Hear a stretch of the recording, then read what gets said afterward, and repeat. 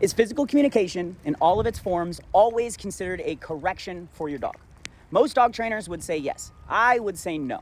I would say that there's a distinct difference between physical communication and a corrective-based training system. And the difference is positive association or negative association. So if I'm doing a physical communication system, I am just trying to help my dog understand the environment that they're in. I'm trying to communicate with them physically to help them understand what I would like them to repeat, as well as what the rules of the environment are. So every time they feel the leash, they are not thinking, oh, I am being bad. He wants me to stop doing whatever I'm doing right now with the consequence of pain happening to me. I am telling them, hey, the rules of the environment are this, and then you will be acknowledged and rewarded when you listen to the rules of the environment.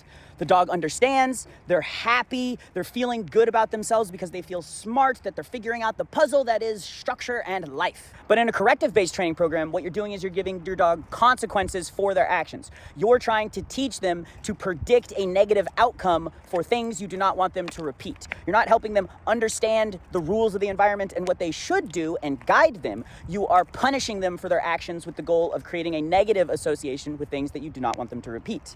And you cannot do both of these programs at the same time simultaneously, because if I teach you to predict physical touch as harm, then you are not going to have a positive association with it. So if I later try and introduce it with a positive association, ship has sailed. I can't have you predict negative and teach you that this is the consequence of your actions and then use that same consequence as communication and positive association. Those are mutually exclusive in a dog's brain because of the pattern recognition, prediction, intelligence-based brain that they have.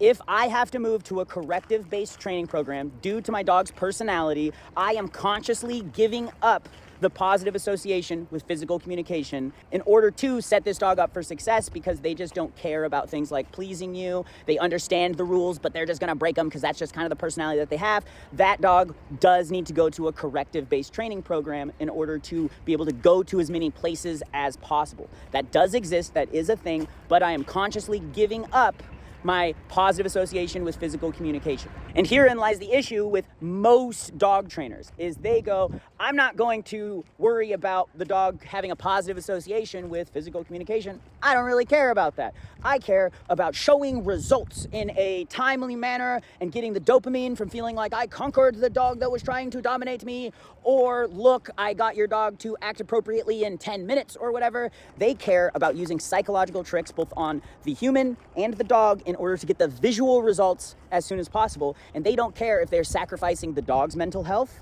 or the dog's potential in order to do it. All they care about is they appear to be a professional that's able to get results.